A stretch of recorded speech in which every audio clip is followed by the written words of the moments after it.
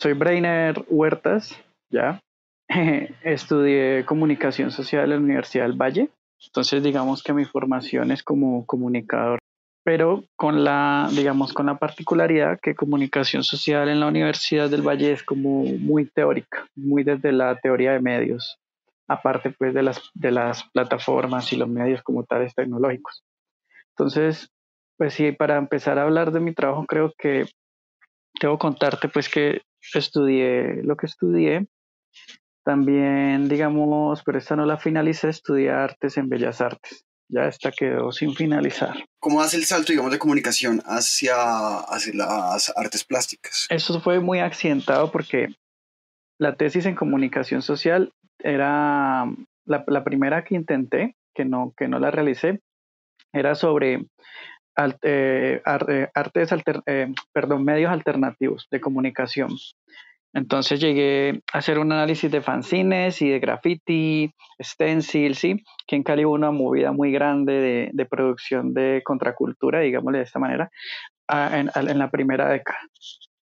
Pero luego caí en cuenta, o por lo menos no caí en cuenta, sino dije, no, yo quiero como pintar, o sea, yo nunca he pintado una pared, como para entender como esto desde adentro, y empecé a hacer stencil y no hice la tesis. Entonces encontré como una materialidad que me había negado toda la vida. Toda la vida había sido como muy desde la teoría y muy también desde la matemática, porque en el colegio, aquí se inventaron un bachillerato en matemática en mi colegio y yo lo tomé.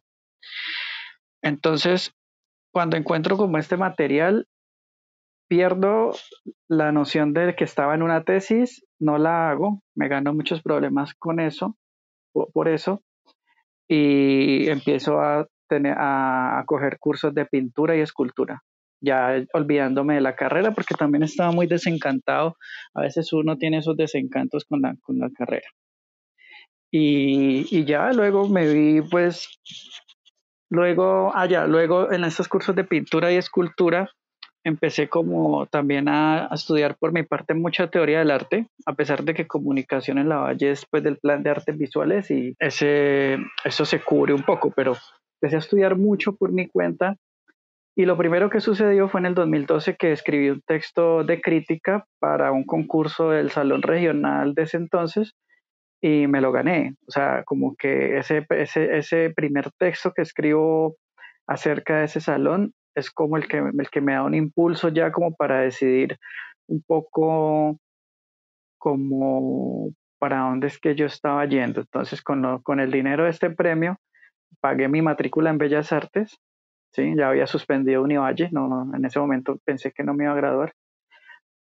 Entré a Bellas Artes, compré pues el escáner y empecé a publicar el proyecto Letra Pequeña, que no nació como proyecto, sino como una publicación, digamos, como muy azarosa. Y fue como todo un cambio también muy radical y una apuesta también. Sí, porque estaba soltando, digamos, una carrera por otra, pero ahorita en esta altura del partido, pues hoy día digo, no, es fundamental que yo, para lo que yo hago, haber estudiado, no haber estudiado artes primero, ¿ya? Bueno, cuéntame un poco de qué se trataba Letra Pequeña. El interés con la publicación era en principio era hacer un medio impreso que le diera como un perifoneo a los textos que yo escribía en internet. Los textos que yo escribía en internet eran sobre exposiciones y sobre artistas, ¿ya? Entonces tuve como una exploración con respecto a lo que es crítica, cuando es crítica, así como que eso me preocupaba mucho porque yo no estaba haciendo, yo hacía lecturas de las exposiciones, pero no digamos una crítica institucional, ¿ya?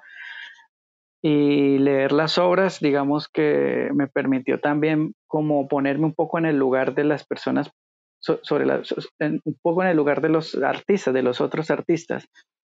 Y aquí en Cali, en esa época y ahora también, se carece mucho de las personas que escriban sobre otros. Sí, o sea, eso es como que eso no sucede tanto, yo no entiendo por qué, pero, pero es como un medio donde no se escribía sobre el otro, a pesar de que las carreras de artes y tienen un enfoque en escritura también. Entonces empecé a escribir en una página web que se llamaba El Pulpo y en la revista impresa publicaba los títulos de los textos. Escribía mucho en ese momento, también estaba como en un aprendizaje. Eh, y la revista, como era para hacer perifoneo y también como para, me interesaba que no tuviera tema, o sea, como que no fuera una cosa de ensayo, sino más como una cosa como de excedentes, de lecturas, como que todo cabía allí, entonces lo que realmente terminaba por ser era un producto muy confuso, muy como de navegación, como de lo disperso, y así fueron los primeros números, digamos, los primeros años. La revista salía cada 15 días, impresa en 500 copias, en litografía. Aquí en Cali, digamos, la litografía, aquí en Cali hay un barrio de litografías que se llama San Nicolás. Entonces, digamos que hay una competencia muy alta, entonces los precios no son tan altos para imprimir. Desafortunadamente se imprime muchísima publicidad, es como, o sea, es como, debería ser ilegal también. Pero pues también son empresas familiares, gente que se queda sin trabajo, pero bueno, eso es un barrio de impresiones, de impresores, muy grande. Entonces, salía quincenalmente. Entonces, salió quincenalmente del 2012 al 2015. Sí, y en el 2016, 2015, 2016 ya empieza a salir un poco más menudeada, pero con un trabajo un poco mayor entre cada número, como ya con unas invitaciones a artistas más puntuales.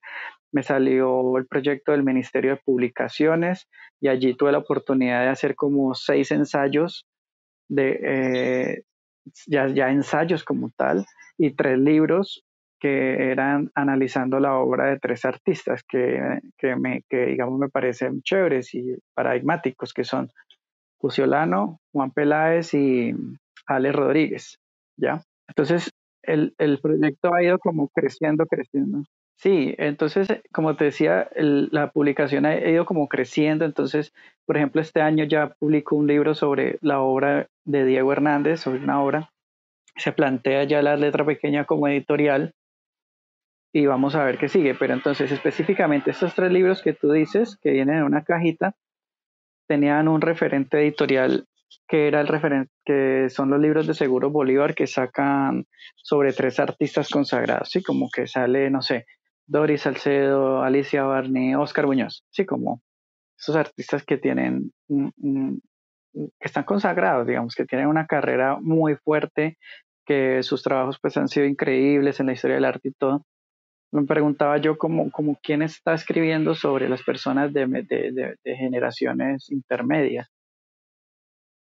En ese momento, José, Alex y Juan, pues no eran artistas emergentes, ¿sí? Ellos ya tenían su trayectoria, digamos, consolidada, pero para mí era importante poder escribir sobre personas de mi edad, siento que escribir sobre Oscar puede ser, bueno, Oscar Muñoz, no es que sea más fácil, pero sobre él hay muchas cosas escritas ya, entonces chévere también, si voy a escribir sobre Oscar, encontrarle una comba a eso que ya se ha dicho, pero también decía, pero uno puede leer personas con trayectoria intermedia como uno. Entonces hice como una especie de parodia de los libros de Segura Bolívar, incluso en su escala, ¿no? Como una cosa, pero pues esa producción fue muy bonita, son libros como que tienen unos terminados bien producidos, la impresión, los textos con los artistas, estoy muy contento con esos ensayos, digamos, que se hicieron allí, pero el referente era la escala de, digamos, la consagración, ¿no? Y allí mismo, con esos 3 libros, salieron 6 ensayos. Entonces, sí, esa beca fue como que y publiqué 9 cosas y ya cambia la naturaleza de la revista, ya deja de ser como un fanzine, aunque yo nunca le dije fanzine porque precisamente investigué sobre el fanzine y no consideraba yo que estaba haciendo fanzine. Además se ha romantizado mucho ese término, pero bueno, siempre siempre fue revista. Bueno, digamos, una gran parte de tu trabajo tiene que ver con esta parte de escritura de textos críticos y de publicación. pero también tienes otro lado que es más, digamos, más cercano a la plástica, ¿no? Que igual también está atravesado de alguna manera por esta forma de hacer como desde lo textual, ¿no? Digamos, ¿cuál consideras que puede ser como una de estas obras que puede permitir a una persona conocer tu trabajo? Esa pregunta está muy bonita. No la había proyectado. O sea, sí te puedo decir cuál, pero me sorprende porque está bonito. Hay una obra que no sabía cómo se iba a desarrollar cuando la empecé a hacer, pero que ha cogido una escala conceptual para mí muy importante. Y es una obra que le voy a decir ojalá, porque el título original son unos signos allí legibles. Entonces digámosle ojalá, porque ojalá. Esto es un proyecto que tiene que ver con un letrero de Bavaria aquí en Cali que se retiró del edificio. Bavaria se fue y ya se llevó el letrero, pero dejó como el esqueleto de donde estaban pegadas las letras, ¿ya?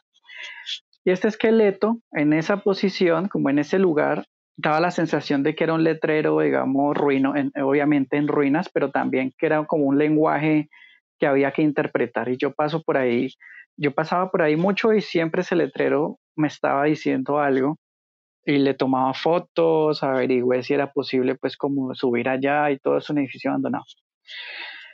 Entonces en un momento o sea, empecé como a trabajar esta materialidad de la palabra y encontré que allí no había una posibilidad de traducción, o sea, estas estructuras que sostienen la palabra no se pueden traducir a la palabra como si fuera una tipografía, o sea, por ejemplo, porque estamos en términos aquí como auditivos, entonces voy a explicar un poquito mejor. Para tú pegar una A en un letrero, en una marquesina gigante, digamos, necesitas hacer como con hierro un triángulo, ¿sí? Para fijar esa A. Hay mil maneras de fijar una A, pero la pregunta fue cómo se fijan las palabras, o sea, cuál es la estructura que soporta la palabra. Como que encontrar esa pregunta me abrió una cantidad de trabajos desde hace 2 años me han permitido involucrar ya un poco más la escritura a nivel plástico. Porque en proyectos anteriores, por ejemplo, los de ficcionalización, que son con documentos encontrados, yo ya escribía, pero el texto era texto, o sea, escribí el diario de un franciscano como si lo hubiera escrito el franciscano, pero seguía siendo texto. Entre paréntesis, ese franciscano son unas fotos que me encontré en Medellín de un cura franciscano que en los 50 evangelizaba indígenas y escribía cuentos de terror. Era un personaje. Entonces, Bueno, ahorita, si quieres, ahorita hablamos de ese proyecto que justo ese, pues y el otro proyecto que tienes con archivos me parecen bien interesantes. Ahorita ahondamos en estos. Pero quiero que sigamos hablando un poquito sobre esto del texto en estas piezas, porque digamos, viendo las fotos de los registros de esto, pues se ve como la estructura de la que estás hablando, pero después comienzas a hacer como una serie de intervenciones sobre esas estructuras también. Es como escribiendo letras sobre estas estructuras, ¿no? Estoy viendo como unas fotos que son que tomaste en Río de Janeiro, que hacen parte como de esta serie de obras, ¿no? Y por ahí también va como involucrándose y metiéndose el texto como en tu trabajo. sí, como que el punto de partida fue esta marquesina, digamos, este letrero en ruinas que abrió como toda esta serie de trabajos. O sea, lo de Río Lo de Río ya era como una preocupación por el letrero, pero yo no había hecho el clic todavía con respecto a este otro hallazgo que tenía allí en stand-by y que también se mostró en campo, en un espacio que se llama Campo, de una Bienal de Arquitectura en Bogotá. Bienal no ellos parodiaban La la banal, palabra Bienal. la La banal, Banal, eso. la banal. Sí, bueno, pero el campo lastimosamente ya no existe. Creo que cerraron hace un año, 2 años, una cosa así. Ellos me gustaban, sí, como hacían las cosas, pues bueno. Entonces, en algún momento hice el clic como ahí y bueno, ahí, esto de Río de Janeiro son están pasando los vendedores, unos acetatos que tienen letreros o palabras que en una fotografía uno las pone sobre un edificio y digamos cambia la naturaleza, bueno, la idea era cambiar la naturaleza del edificio, como como pues un edificio llamado, eh, ¿qué palabra que usé ahí? Exclamación, esmagadora, eran en portugués. Acto fallido, que es como acto falo, pues yo no sé hablar portugués. Con acto fallido sobre los edificios y estas corporaciones como que generaba un choque interesante. Pero bueno, voy como a la pregunta esta que me hiciste sobre la obra que en este momento podría hablar más de mi trabajo. Entonces, pensando en la estructura que soporta las palabras, veo que, por ejemplo, para escribir, no sé, mamá sería triángulo, no, no, cuatro triángulos, ¿sí? Entonces, entonces pensé, por ejemplo ¿cómo se podría sostener la palabra ojalá? ¿O cómo se podría sostener la palabra exilio? Trabajé tres palabras para este proyecto, para este proyecto de las estructuras, que era ojalá exilio, la otra no me acuerdo, es que tengo memoria, se me cruza todo, me disculpas. Eh, Estoy viendo lo acá que, en el PDF que me enviaste, es ojalá exilio lapsus. eso, lapsus. Precisamente. Entonces, encontré una cosa que para mí todavía es como muy importante y es que estas estructuras que soportan las palabras no son un lenguaje, no son, no se puede traducir porque es una cosa de cuerpo, no es es una cosa de materia, de una varilla, ¿no? Y cómo se lee una varilla allí. Entonces, pero su ligazón con la palabra, su pegue con la palabra, como que ahí está lo que a mí me interesa, que es como lo poético, como unos signos que no son signos, no se le puede decir signos, y cuerpo, entonces me hace pensar, por ejemplo, en el cuerpo humano como soporte de la palabra. Entonces, con este proyecto, eh, tuve luego digamos, como revelaciones que en este momento estoy trabajando. Y es que si uno sigue la metáfora con respecto a la estructura ósea de la palabra, uno empieza a pensar, bueno, esto tiene pulmones, o sea, empezar a hacer como a pensar cuerpo, sin que nada de eso sea evidente en la obra. No me interesa como que la obra final tenga digamos, esta explicación sí misma o en algún lado, sino que sea como la violación de la palabra, la trascendencia. O no es ir más allá, yo creo que es ir más acá.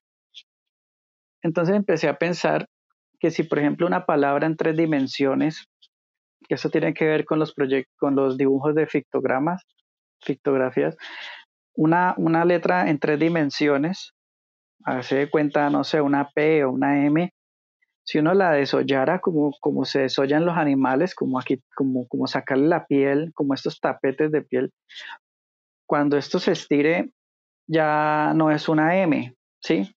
No. Una palabra en tres dimensiones, digamos que se le puede hacer el mismo proceso de desollamiento. Entonces ahorita estoy haciendo como dibujo, bocetos, para pensar bien cómo puedo coger la piel e ir más allá de un significado de un significado y un significante. La piel, como acá hay una cosa de varilla de esqueleto.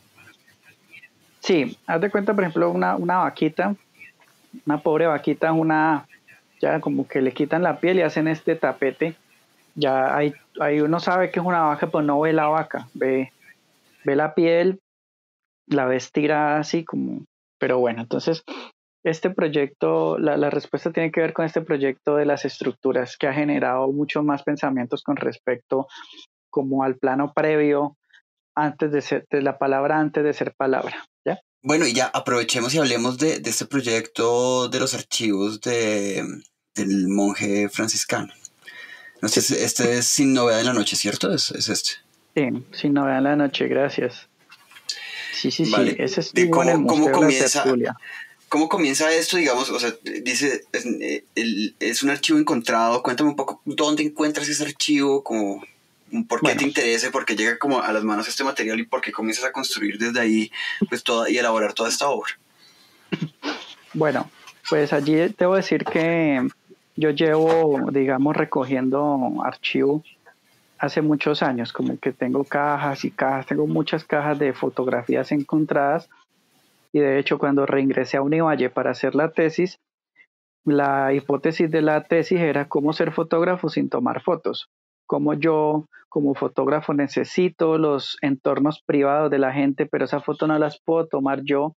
Ya, entonces, pero eso no me hace menos fotógrafo que el que las toma, como que hacer un ejercicio de lectura de material también me hace fotógrafo. Bueno, esa fue la hipótesis y estuvo bien, el trabajo estuvo chévere. Entonces llevo mucho tiempo recopilando fotos y precisamente uno de los puntos de este trabajo de grado era que uno no debe estar esperando siempre el documento importante como el documento revelador, porque en la basura hay muchísima, y el profesor de fotografía me decía, pero es que usted recoge basura. Él fue muy reacio siempre a la hipótesis, porque él es un fotógrafo de oficio, que además es maravilloso, Lucho. Entonces, uno de los puntos era que era muy difícil encontrarse un archivo importante. Y bueno, yo ya iba a entregar la tesis cuando en Bogotá me encontré la foto del general, que es el anterior proyecto, y estas que tú estás preguntando las encontré en Medellín. Tenían un morro, o sea, por debajo del metro, por una parte por donde pasa el metro. Yo no conozco Medellín, entonces no sabría decir cómo se llama eso por ahí, pero hay como un mercado de pulgas, ¿sí? Ujú. Como Popular. en la parte del centro de Medellín. Es cerca a Taller 7. Ya, como por Yo sé que es cerca Bomboná y por porque ahí. Sí. Vale. Sí, sí, sí. entonces Entiendo. yo voy viendo una montaña de libros, me acerco, entonces compré un libro que eran cuentos de terror y un álbum de fotos y me fui otra vez para Taller 7 y cuando veo el álbum de fotos estaba firmado por Javier Montoya Sánchez y el libro publicado de cuentos de terror lo firmaba, o sea, el autor era Javier Montoya Sánchez. Yo dije, pucha, esa montaña de papel que había allá era el archivo de ese señor. Entonces yo me devolví ahí mismo y pude rescatar álbumes, manuscritos no publicados, un manuscrito no publicado, bastantes libros escritos por él. Y algo muy bonito y es que él hace publicaciones del mismo tamaño de letra pequeña, pero son como publicaciones de moral, porque pues él es un sacerdote, ¿no? Como las drogas y todo, pero hechas por él a mano y con sus dibujitos y son letras pequeñas, ¿sí? Ok. Su propia divulgación, eso fue muy bonito encontrar eso y yo ese día tenía una charla, tenía un lanzamiento de una revista, de un libro, de un librito que le saqué a Leonardo Herrera. Eso era, hace de cuenta, a las 6 la charla. Yo estaba a las 5:45 allá metido en ese pues basurero. Llegué, llegué a Taller 7 con dos cajas grandes, metí eso en el cuarto y me peiné y a hablar.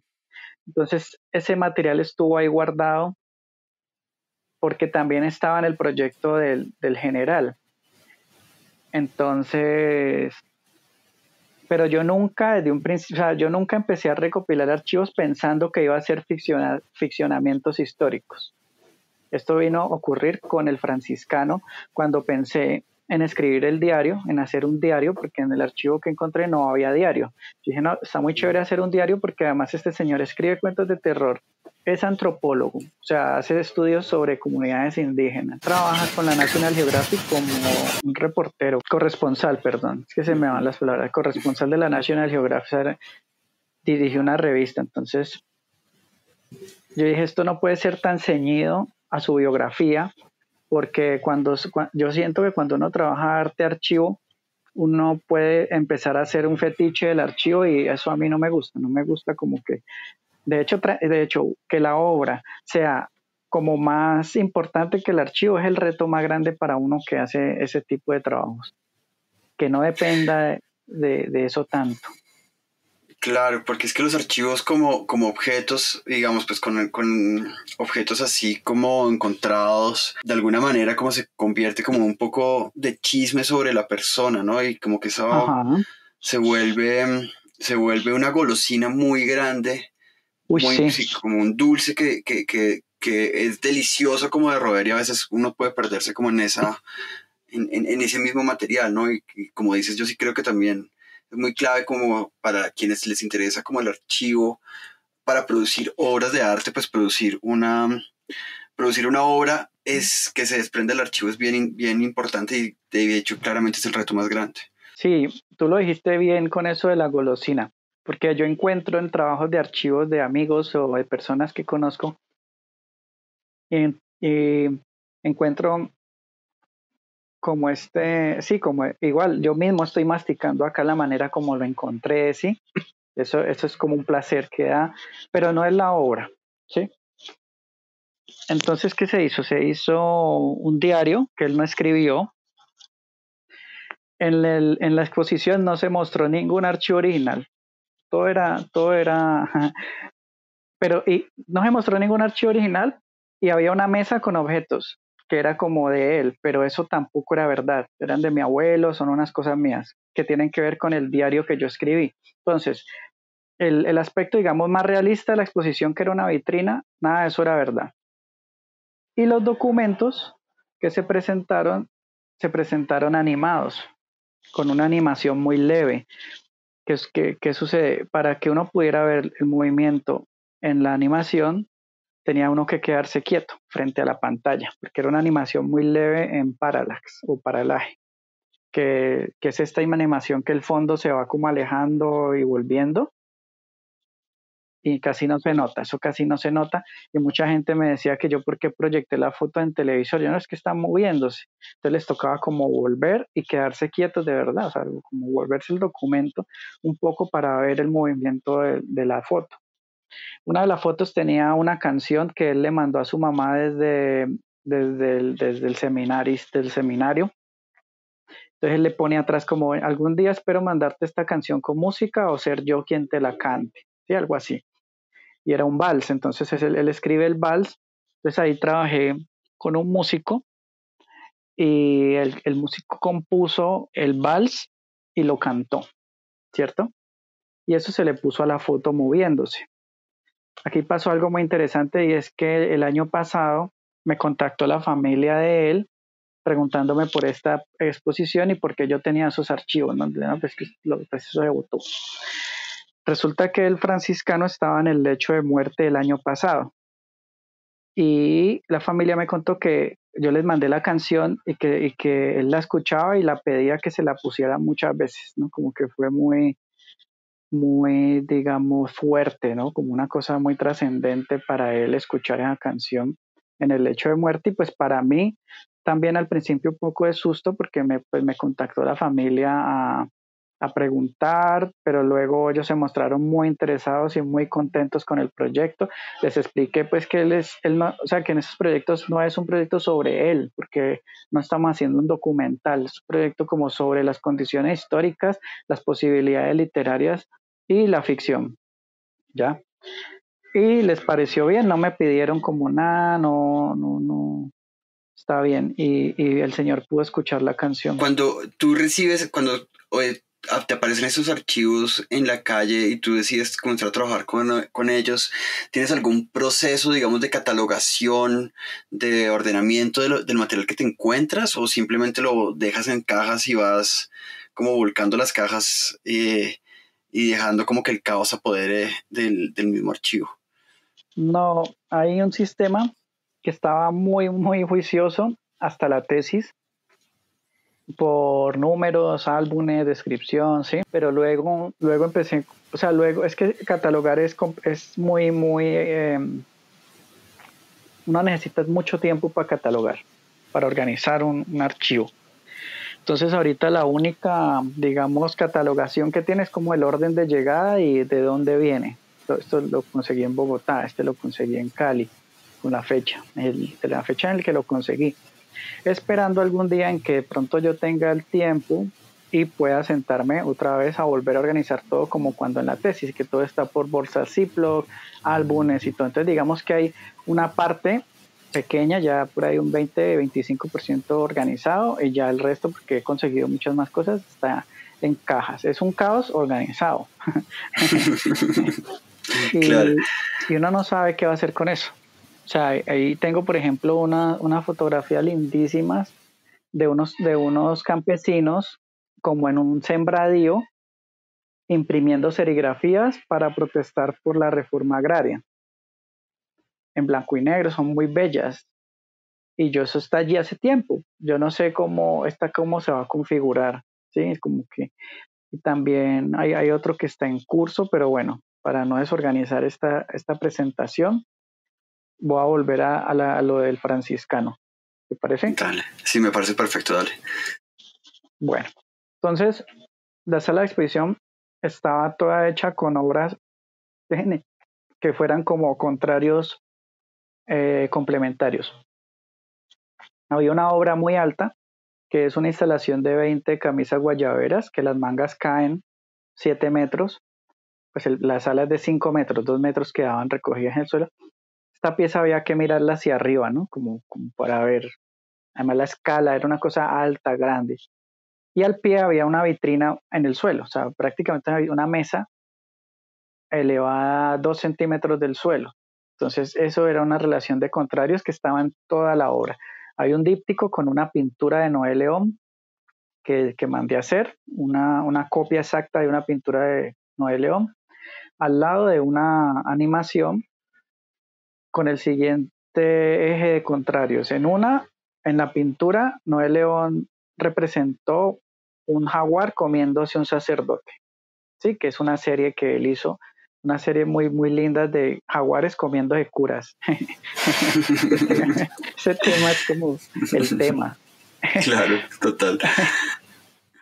Y al lado estaba un televisor con una animación de la foto, una animación muy lenta, porque tampoco o sea, yo no quería que se viera caricaturesco, sino, o sea, eso está muy fácil de caer a la caricatura si uno anima mal eso. Una foto donde sale el franciscano acariciando un tigre disecado, un jaguar disecado. Entonces, será como el punto de toda la exposición, porque entonces pintura, video, blanco y negro, color, como cosas formales, hasta cosas conceptuales como lo salvaje, lo espiritual, lo vivo, lo muerto, y así toda la sala. El suelo era negro, el techo era blanco, pero eso no era explícito. O sea, yo nunca le dije a nadie, mira, tú vas a entrar a una cosa de contrarios, pero la gente sí sentía esas tensiones porque me lo decían sin decírmelo de esta manera. O sea, no lo formulaban así, pero sí me decían como que, como que había unos juegos de mirada allí, ¿ya? Entonces, para armar esta exposición, pensaba mucho, por ejemplo, en el editorial, como los vidrios de afuera de la sala tenían todos los títulos de los cuentos de terror que él escribía, como La finca embrujada, son cuentos de huacas, cuentos de fantasmas, de brujas. Desafortunadamente, pues él no es un buen escritor, son cuentos que tienen como moraleja, ¿sí?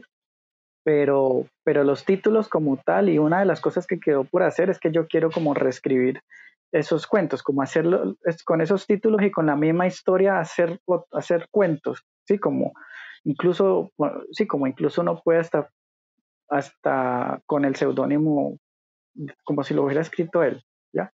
Pero pues eso ya era mucho trabajo en ese momento y con el diario pues estuvo bien. Digamos, en este mismo orden de ideas está el archivo, el álbum del general, ¿no? Ajá. De nuevo, pues cuéntame un poco de esta obra. Sí, aquí se aplica muy bien lo que tú dijiste con respecto a que el trabajo de archivo por lo general se vuelve una golosina y también un señalamiento a alguien, ¿sí? Como, como que tú te encuentras las fotos de alguien, lo primero que puede pasar es que tu trabajo es sobre alguien, ¿no? Pero acá me encontré estas fotos en Bogotá y las tuve allí un tiempo sin saber quién era ese señor. Luego después investigué, encontré, me demoré un año en eso, que era Luis Carlos Camacho Leiva, ministro de Defensa de Turbay en el 78. Pero las fotos son del 65 y nadie sabe eso que estaba pasando ahí, entonces pues me tocó investigar qué era lo que estaba haciendo, ir a hemerotecas, periódicos y todo eso, y encontré que es que estaba en la Guainía haciendo como una campaña de fundación de comisaría especial de la Guainía. Eso como en términos documentales. este proyecto está muy ligado al documental. Yo aquí todavía no creía o sea, no sabía que iba a empezar a ficcionalizar. Por eso este proyecto para mí es como el más documental. El del franciscano ya es un poco menos documental. Sin embargo, tampoco presenté archivos originales. Todo eran diagramaciones o interpretaciones, digamos, en cosas, en objetos. Entonces, las fotos, para mí lo más importante era que eran de 1965, más que del general, más que del Camacho, porque es que es más importante el año que Camacho. Camacho pues tiene su historial, digamos, un historial muy problemático porque él es el responsable del Estatuto de Seguridad con Turbay en el que se torturaban presos políticos ahí en el Cantón Norte. Pero eso está bien, o sea, eso hay que saberlo. Pero el personaje de este proyecto es el año 1965, como que hubo una partición histórica allí, porque muere, digamos, 64-65, muere el último bandolero que es Efraín González. Se consolida las FARC, Bloque Sur, llegan unas fotos de la luna, o sea, y parecía espuma, y casualmente una de las fotos del general en la selva era muy parecida a la foto que llegó de la luna. Como que ese tipo de cruces, otro cruce era que, por ejemplo, Felisa Burstyn en el 65 ganó el Salón Nacional, el Premio de Escultura del Salón Nacional en el 65. Cuando estaba en la selva, 13 años después iba a ser pues apresada por ser sospechosa de fabricar el lanzacohetes de la toma de la embajada de República Dominicana, creo. Entonces es un levantamiento en araña de lo histórico, un levantamiento histórico, no tanto el señor. El señor de hecho ni aparecía en el proyecto, porque yo tenía fotos de su matrimonio, de su primera comunión, pero eso me parecía ya como muy morboso. Sí, eso no es mi interés como ni su cara tampoco, ¿sí? Sino una cosa del paisaje, las fotos que estaban más destruidas, que eran las de esta campaña. Cuando presenté este proyecto en Arbo, apareció una familiar. Entonces ella no me dijo que era su familiar y yo le conté todo esto, ¿no? Entonces, ¿Cómo reaccionó ella? ella primero me dijo, usted está muy informado, porque pues ella me preguntaba, yo le respondía, y pues justo mi tesis, eso había entrado a mi tesis, eso estaba calientico, o sea, entonces me dice, muéstrame una foto, porque es que en el proyecto él no está exhibido, o sea, sí, a mí no me interesaba eso, pero él es el personaje de las fotos, pero el proyecto es sobre una fecha y sobre unas condiciones históricas. Pues ella me va diciendo, muéstrame una foto, yo le digo si es mi papá o mi tío. Entonces yo le dije, ¿cuál es su papá? ¿El de la policía o el del ejército? Entonces me dice, no, mi papá es el que fue general de la policía. Yo le dije, no, entonces este es su tío. Entonces me dice, muéstremelo. Entonces yo busqué mis fotos y le dije, mire, es él. Me dice, ah, sí, mi tío Luis. Mi tío Luis. Y yo por dentro estaba muy asustado, porque en sí estoy trabajando archivos familiares, pero toda la información está en prensa, todo está en internet. Eso es lo que, por ejemplo, el documental del Matarife hace eso muy bien. El man no está inventando nada, pero sí está haciendo una reconstrucción de la información en un formato, la está poniendo ahí. Y entonces ella me dijo que dónde las había sacado, pues lo mismo, ¿no? Pues yo creo que las descartaron y yo las compré. Entonces, no, que estaba interesada en comprar la obra, y yo, bueno, pues tales, pero no la compraron. Pero bueno, eso fue como anecdótico. Oye, ¿y no te han pedido, esas familiares de las personas con las que se han contactado contigo, no te han pedido recuperar los archivos? No, pero digamos que yo estaría dispuesto a entregarles, digamos, copias, sí, o sea, no los originales porque los compré y los encontré, pero sí restaurárselos de una manera, como en un modo de conservación también, porque eso es un derecho natural, ellos son dueños de eso. Pero eso es lo que hice ahorita con un señor que estoy trabajando, que es increíble. Él es un escultor de los años 60, perdón, es un escultor hoy en día, pero en los años 60 era luchador de lucha libre enmascarada. O sea, le llamaba el Alacrán, se llama el Alacrán, tiene 96 años. Entonces los archivos yo se los compré a él directamente, él es un artista, digamos, que es de muy, muy, muy bajos recursos. Con él por ejemplo, tuve la oportunidad de gestionarle un subsidio en la gobernación, como una cosa que no es que uno va y le quita los archivos, pues como porque ya de por sí uno es bien vampiresco trabajando con estas cosas, pero aquí hay como una amistad también. Entonces el señor, le cogí todo el archivo, se lo organicé, se lo restauré, habían unas cosas que había que arreglar, él tenía como sus carteleritas de sus logros, eso se las hicimos mejor, se las hice mucho mejor, le pagué por el archivo, pero se lo devolví restaurado, ¿sí? ¿A cambio de qué? Pues los derechos de uso. De pronto no de su cara, o sea, no me interesa, pero sí como estas imágenes donde él está, por ejemplo, tallando piedra. Esto es para un proyecto que yo no sé para dónde va, pero ha sido chévere. Entonces, en este caso, a él se le sí, se dice restituir, ¿cierto? Se le restituyeron los archivos. Cuéntame un poco, hay otro proyecto que me parece bastante extraño y es este donde aparece Depredador escribiendo en una sala de exposiciones, ¿no? Esto es la sala de unidades, ¿no? Sí. Cuéntame de qué va esta obra.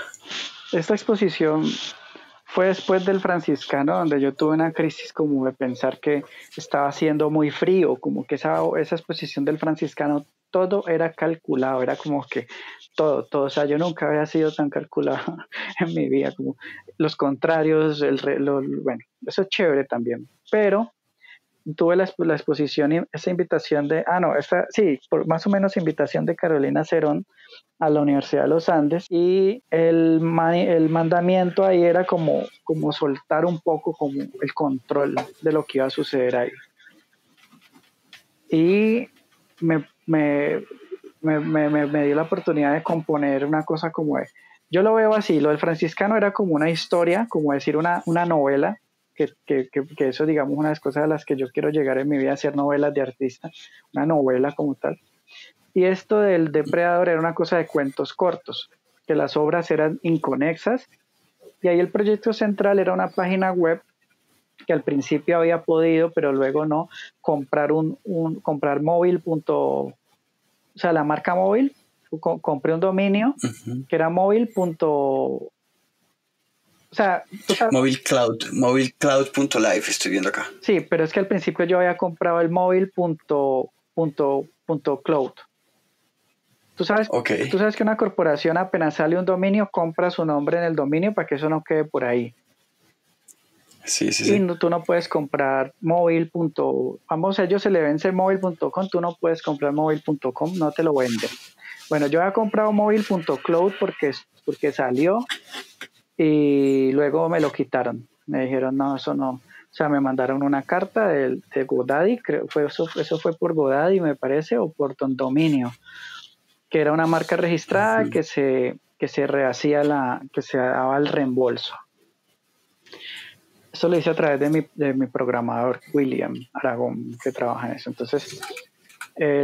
Entonces no, pues me tocó ya la exposición encima, perdí el dominio porque la lectura del proyecto, la exposición pasó como 8 meses, perdí el dominio y entonces ya pude comprar este .live, mobilecloud.live. Se perdía mucho el sentido del gesto, pero este móvil.live era de escritura remota. Yo escribía desde aquí de Cali y el videobin de la sala mostraba lo que yo escribía. Esto tenía el texto, una nube y un logo. La idea era cambiar texto, una nube, o sea, algo que pasaba flotando por allí.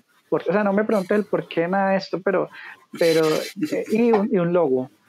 Sí, yo ahorita que tú me pones a pensar, yo creo que es algo como de cuentos cortos. ¿Y el Depredador qué papel hacía en la sala? Claro, entonces el día de la exposición yo no quería estar sentado en el computador dándole F2 de actualizar, porque había alguien aquí en Cali que me estaba cambiando los textos porque yo ya había escrito unos textos para ese día.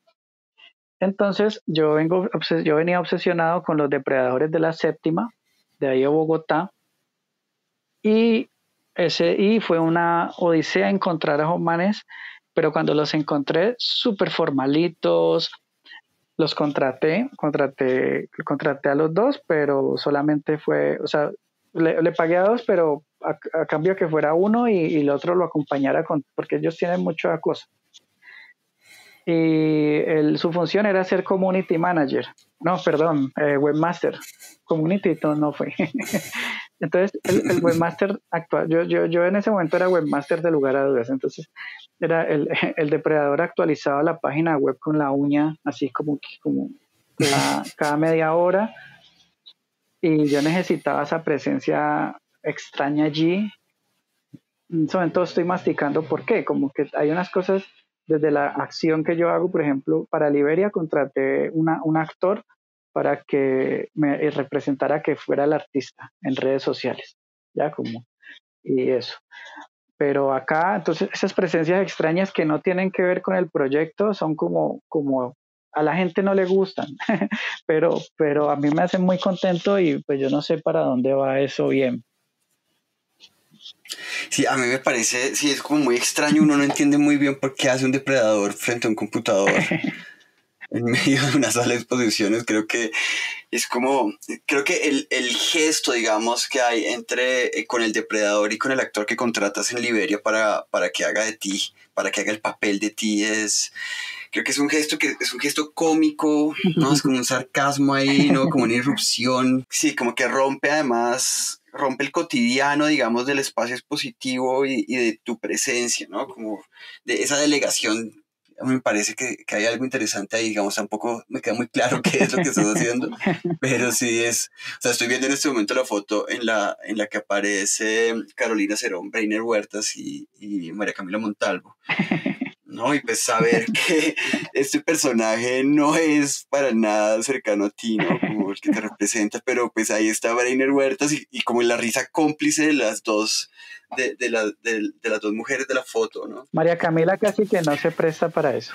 María Camila no quería, quería, hasta lo último me dijo que no, que era conmigo, pero es que, pero al final se dio y todas las fotos de Instagram y videos son él hablando de la obra y No, el me statement. parece un gesto maravilloso. ¿De dónde sacaste ese actor? ¿Dónde lo conseguiste? Eso es otra hora. No, mentira, lo que pasa es que yo fui DJ de un bar muy, muy, muy podrido, grande aquí en Cali, como un bar gigantesco, como de metal, rock, electro, eso. Y él era el animador, como el que decía por el micrófono, buenas noches, arriba el terno, así como el animador, El, ma- el, el, el, el la cuota maestro de ceremonias, espontánea. digamos. Sí, y nos hicimos muy amigos y luego él se fue para Bogotá y él ahorita es la imagen de Manimoto, de muchas cosas así, y sale como en Tu Voz Estéreo y todo, nosotros nos reímos mucho. Y, y me gustaba sobre todo porque él es un modelo de stock, ¿cómo se llama? Stock Sí, de, fotos, de stock imágenes shooter. de stock, sí, de esas que se compran en internet. Ajá, entonces eso para mí es como súper brutal que el man. Entonces vos lo ves en odontología, lo ves en los almacenes Cañaveral, en el Manimoto. Entonces para mí eso es como, eso por ejemplo está ahí como en reposo para otra cosa, pero todavía no sé qué. Pero es muy tenaz, o sea, es muy chévere. Oye, tú, en esta conversación me ha quedado esta pregunta, o sea, tu trabajo de alguna manera está súper relacionado con la calle, ¿no? Como que esta consecución de archivos, de estas piezas de donde salen estas obras, claramente vienen de pasar tiempo en la calle y pues de la calle buscando basura, ¿no? Pues como que esa cosa es muy interesante. Y hay una cosa que yo me he dado cuenta Brutal, sí. digamos, con Paulo Licona, pues que es colega mío y con el que paso mucho tiempo desde hace un par de años. Entonces, él también tiene una relación con la calle y él encuentra muchos objetos en la calle. Me he dado Uh-huh. cuenta que es algo, digamos, que a mí no me pasa. Que es como que hay cosas que hay gente que las cosas en la calle les hablan y como que los buscan, como que se encuentran fácilmente, ¿no? Digamos, caminar con Paulo por la séptima es pues bueno, antes cuando estaba todo lleno de gente y tal, a veces tomaba bastante tiempo cruzar una cuadra porque él comenzaba a encontrar cosas y cosas que yo no veía, pero él comenzaba a ver y eran unos tesoros maravillosos. Yo me imagino que de alguna manera eso te debe pasar a ti, ¿cierto? Sí, pues no sé si así, pero es lo que uno quisiera, ¿no? Que sucediera, como también está como en ese ver, pues me hace falta tanto la calle, me pusiste a pensar en eso, Claro, es que precisamente para mí iba a estar la pregunta, o sea, como en este momento en que nos llevamos 5 meses encerrados, digamos, pues ahí, ¿qué ha pasado, digamos, con tu trabajo en este tiempo en que no has podido salir a la calle? Pues encontrar es la primera partecita, ¿no? La segunda es acumular, entonces tengo mucha cosa acá. Como que yo podría ya dejar de salir a la calle y empezar a ver qué es lo que hago con toda la basura que he alzado.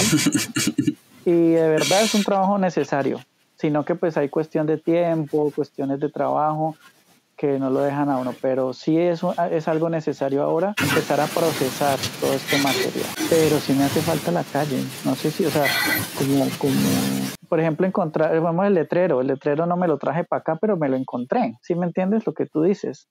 Claro, no, es que sí se nota, o sea, en esta charla hemos dado vueltas sobre la calle, como que la calle está ahí como, sí, como presente en muchos de los trabajos. Pues digamos que hay muchas cosas que cambian en la vida, digamos, de la gente en estas cuarentenas y en la pandemia. Pero digamos que a los artistas yo creo que también nos toca un buen cambio y creo que, digamos, esta es una pregunta que le he hecho constantemente y pues en otras entrevistas de este podcast a otros artistas y pues en charlas que he tenido con amigos. Sí, Es como que a todo el mundo le ha cambiado de alguna manera la forma de hacer en estos días sí, de es, encierro, ¿no? Mm. Em, bueno, Breiner, pues yo creo que ha sido una conversación muy interesante. No sé si haya algo que se nos haya quedado por fuera que tú quisieras como añadir a la entrevista.